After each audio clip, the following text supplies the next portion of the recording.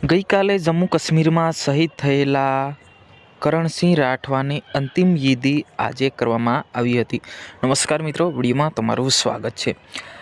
મિત્રો, વિડીયોને છેલ્લે સુધી જોજો અને ચેનલ પર નવા હો તો ચેનલને સબસ્ક્રાઈબ કરી નાખજો। જમ્મુ કાશ્મીરમાં શહીદ થયેલા અમર જવાનને કરણસિંહ રાઠવાને આજે વતન લાવવામાં આવ્યા હતા અને આર્મી જવાન સાથે જેમ કે આર્મી ગાડીમાં એમને વતન લાવવામાં આવ્યા હતા। એની જે અંતિમ વિધિ હતી એ કરણસિંહ પાણીમાં કરવામાં આવી હતી। જી હા મિત્રો, વાત કરવામાં આવે તો જમ્મુ કાશ્મીરમાં શહીદ થયેલા કરણસિંહ રાઠવા છેલ્લા 10 વર્ષથી આર્મીની અંદર ફરજ બજાવતા હતા અને જમ્મુ કાશ્મીરમાં જે શહીદ થઈ ગયા હતા, ગઈકાલે શહીદ થયા હતા અને આજે એમનું જે ડેડ બોડી હતી એ વતન લાવવામાં આવી હતી અને રેલી સાથે એમની અંતિમ વિધિ કરવામાં આવી હતી।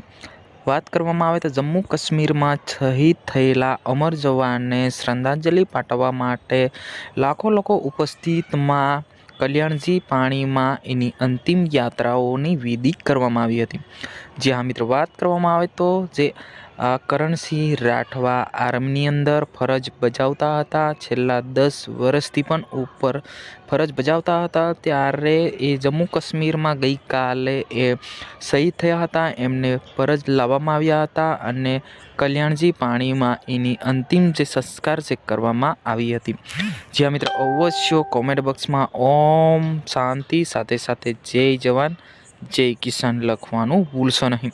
હું તમારો દોસ્ત શૈલેષ ભીલ। મિત્રો, આવા નવા વિડીયો હું તમને દેખાડતો હોય છે, તો હજુ સુધી અમારી ચેનલને સબસ્ક્રાઈબ ના કરી તો સબસ્ક્રાઈબ કરવાનું ભૂલશો નહીં કે આપણા જે જવાન છે અમર રહે। જી હા મિત્રો, કેમ કે આપણા માટે રાત દિવસ જાગીને આપણી સેવા કરતા એવા આપણા જવાન શહીદ થઈ જાય તો આપણે કેવી રીતના બોલી શકીએ। તો મિત્રો, આ હતો આજનો વિડીયો। જય હિન્દ, જય ભારત।